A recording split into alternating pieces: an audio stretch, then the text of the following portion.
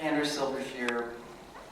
My kids were 3 and 5, and I joined the choir because I had sung with, anybody can go back this far, Roy Garber.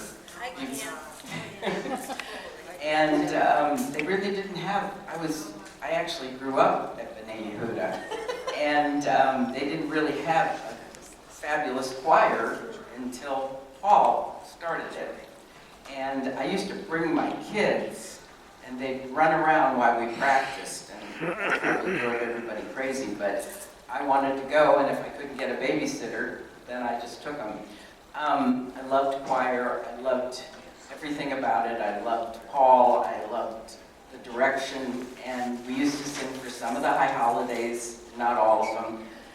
But then I got the distinct pleasure of being a parent of a bar mitzvah. Now, my oldest son had a bar mitzvah in '88. He didn't want to, but guess who talked him into it? Paul, Cantor Paul did.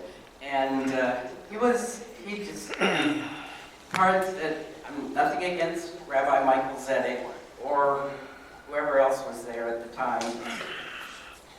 Rabbi Zedek was going to be out of town, and secretly, I'm sure I won't ever tell him this, and none of you will, I was really happy that it was Paul who was going to officiate bar mitzvah, because my mom said, oh, I want Cantor Paul to do it, because she was so crazy about him, and she was having counseling with him like every 2 weeks. So she said, yeah, and it was the most wonderful bar mitzvah. He did such a magnificent job, and I was crying, and it was beautiful. And then I got the distinct pleasure of having his direction as a B'nai Mitzvah with my class. And we did study for 2 years, and Janet she left, but she took my line. He always used to say, you haven't done it yet. You haven't learned it yet, but you will. And I still, to this day, and with Joanne Kenny, I use that. I talked to her recently. I said, do you remember what he used to say? Yeah, I haven't learned it yet, but I will. And he used to call us, just like he called my son. I think maybe he called him later in the day, but he called it sunrise semester. Yeah, and he would call us every morning, and honest to God, he's the one that got me through my Torah and my Haftorah. And I thought, I'm going on a little bit, but I thought just because I could sing so well, at least I thought I could sing well, I could manage my Haftorah perfectly, but it was so much harder than even the Torah portion, because I think I've memorized both of them. But he got us all through that, and it was just an amazing experience. He was a mentor, he was a teacher, he was a choir director, he was, used to say the count. I remember he used to do that when we were having choir too. So I forgot about that, but amazing. And he will be very, very missed, and he is missed. Thank you. I'm going to take it for a moment. Okay. Thanks. Thank you. Thanks everybody for. Somebody else. Been waiting for this. Well, I'm David Block. I'm just a friend. I'm almost out the door for those of you guys that do know me. I'm on my regular aisle seat, and for, I don't know, for as many years as I can remember, it was always, it was this on the aisle. So I'll And play he'd the go, I'll play the role. I'll Yeah, play you that. can be the cantor. I'll let you go. Do the thing. Okay, I got credit, as he would say. I got credit for being Been there. I here. can go home on Now Friday you night go. services. I get to leave early before all the speeches. But I would say This is a that long, but he stuck this. This is a long. I'd say this is a victory. it is. Yeah, Hamshire almost got out the door.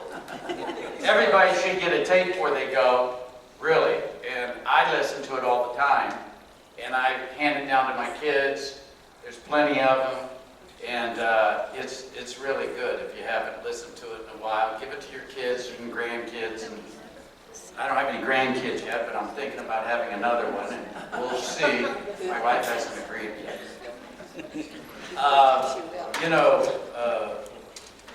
We could all go on forever, but I would just say that I've had some really, really good times with Cantor. And just remembering the love and the way that I followed him from place to place to place. It was all about him. And, one short story is that my mother we were always at Beth Shalom before B'nai Yehuda. And my mother, you don't know this story either, my mother was not a great fan of his. And she got sick later on in her years, and she lived in an apartment on the plaza, and she was close to the end of her life. And my children were there, and my two sisters were there, and we were all there. And my mother said, when I go, please don't have Silbersher. And this is like 2 weeks before she passed away. And I go, okay, don't worry about it. I don't know, it was probably about 4 days where she was in and out of kind of consciousness. And my sisters and me and my kids are all there, and she's in the bed, and her name was Ray Block, for those of you who know, the daughter of High Vial, who was also Beth Shalom. Many of you probably knew High Vial. And there's a knock at the door, and it's the Cantor, your father, who wants to come in and see my mom, who's kind of like out of it. Oh. And we are all going, should we let him go in and sit on her bed and pray for her? And we were really, really scared of this. I'm serious now. My sisters and I were looking at each other like, is this going to be like The Exorcist when she her head rolls around and green stuff comes out? We were scared to death. My daughters, they get back off the bed, and all of us, we moved back. We moved back about 5 feet from the bed, and he prayed for her, and she wasn't breathing heavily and freaking out, but I want to tell you that it was one of the scariest times I ever had with him. But it's, we all have those memories that we remember about our friend, because he's really everybody's friend. That's why we're all here. But I want to say that I just loved that man, and I followed him for the religion that he taught me and the way he taught my children. And finally, right before he passed away, my daughter, that she alluded to initially, my daughter Emily, at 11, signed the contract, like my other two kids did, to be a bat mitzvah. And she started it, and then she said, Dad, I got soccer. And she called the Cantor, Cantor, I can't come today. Oh, and I got, the morning calls, the sunrise calls every day.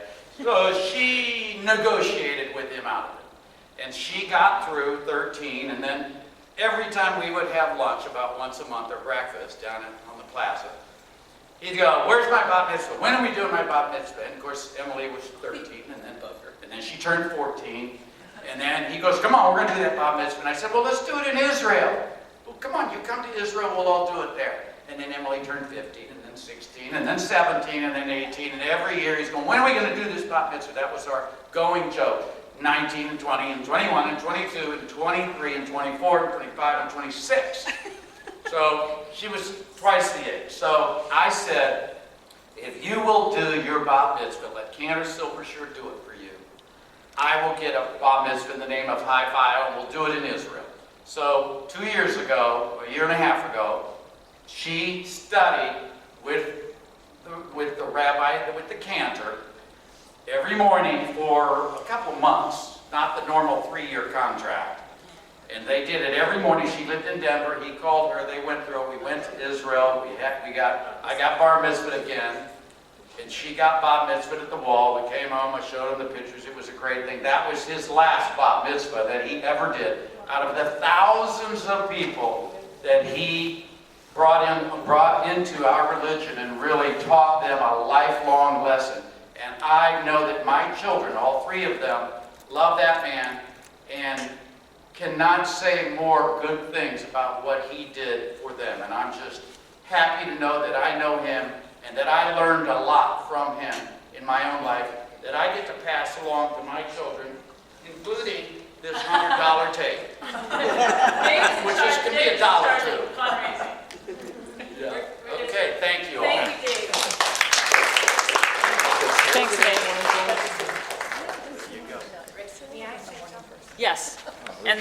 Yes, and I'm going to break it up again and then come back to one more and then we'll keep going, but I just want to. My name is Anita Hamshire. My maiden name was Cohen, so you know where I come from. Paul Silbersher showed up in my life on all the important occasions that really meant something. For instance, when my mother passed away in '97, he came to the Shiva, and because Rabbi Zedek at that time was not able to come, so Rabbi Silbersher came, and he walked up to me and he said, "Now you're an orphan." And I said, "I am?" And he said, "Yeah." He said, "Both your parents are gone." So that was one very important time. Another time was he bar mitzvahed my sort of adopted son. Not really adopted, but he's my brother's son, but my husband and I raised him. And he made such an impression on Michael. Michael Cohen is his name. He did his bar mitzvah, and every time, I know I'm jumping around like a flea on a dog. Every time he said that prayer over a child, the one, it just made me cry. He also was very, very important in my husband's conversion. My husband had been raised Catholic, and when we were married 13 years, he converted to Judaism, and Paul Silbersher had everything to do with that. And he was there when he did the dunking at the mikvah thing. And then when my husband took his Hebrew name, Paul Silbersher named him Tuvia Mordecai. And that was very, very important. And then one of the most important things was that I loved him dearly. I loved Paul Silbersher like a father. I looked so forward to Shabbat because he would be there. And every time now when we're at services and they sing that song, which, forgive me, but my memory is really shot. I lost my husband 2 months ago, and I just haven't been myself. So that's why I'm jumping around. But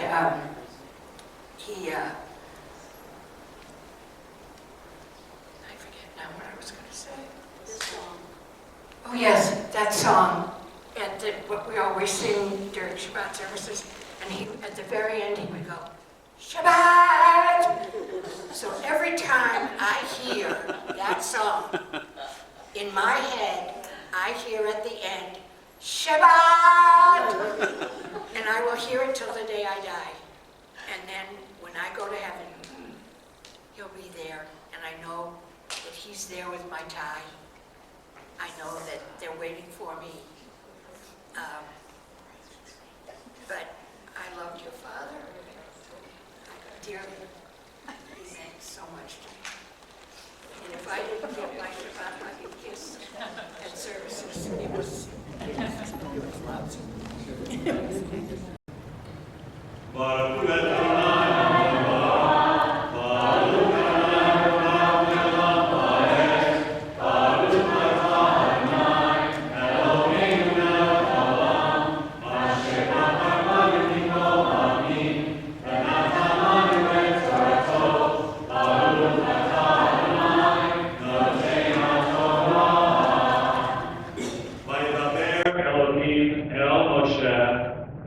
God spoke to Moses by Yomer, saying to him, Ani Adonai, I am the Lord. Va'era el Abraham, el Yitzchak, el Yaakov, el Shaddai. And I appeared unto Abraham and Isaac and Jacob as God Almighty, Shaddai. Ushemi Adonai lo nodati lahem. They did not know my name, Adonai. V'gam hakimoti et briti otam. And I made with them a covenant. Latei lahem et Eretz Canaan, to give to them the land of Canaan. Et Eretz Begureham, the land in which they live. Asher Garuba, which they sojourn. V'gam ani shamati et nakat b'nei Israel. And now I have heard the groanings of the children of Israel. Asher Mitzrayim avidim, that the Egyptians make to work in slavery. Eskor et briti, and I remember my covenant. Lachain, therefore, and more b'nei Israel, say to the children of Israel, Ani Adonai, v'hotzeti etchem mitachat tzivlot Mitzrayim. I am the Lord, and I will take you out from under the burdens of the Egyptians. V'hitzalti etchem, and I will save you, me'avodotam, from their labors. V'ga'alti etchem, and I will redeem you, Yisroel Tuyah, with an outstretched hand, Mishpatim, Gedolim, and with great wonders. V'lakachti etchem li, and I will take you to me, la'am, for people. V'hayiti lachem Elohim, and you shall be, and I shall be to you, God. Yadatem, Ani Adonai, and you shall know that I, the Lord your God, Amotzi etchem mitachat tzivlot Mitzrayim, is the one who takes you out from under the burdens of the Egyptians. V'heveti etchem el eretz asher nasati et yadi, and I will bring you to the land which I have promised to Abraham, Yitzchak, and Yaakov, to Abraham, Isaac, and Jacob. V'natati otam lachem marashah, and I will give it to you as an inheritance. Ani Adonai, I am the Lord. Vaydaber Moshe came el b'nei Israel, and Moses spoke thus to the children of Israel. V'lo shama'u el Moshe, they did not listen to Moses. Mikot zerot, their spirits were beaten down. They were lost their patience, they lost their hope. Me'avodat hashalach, from crushing labor. Baruch atah Adonai,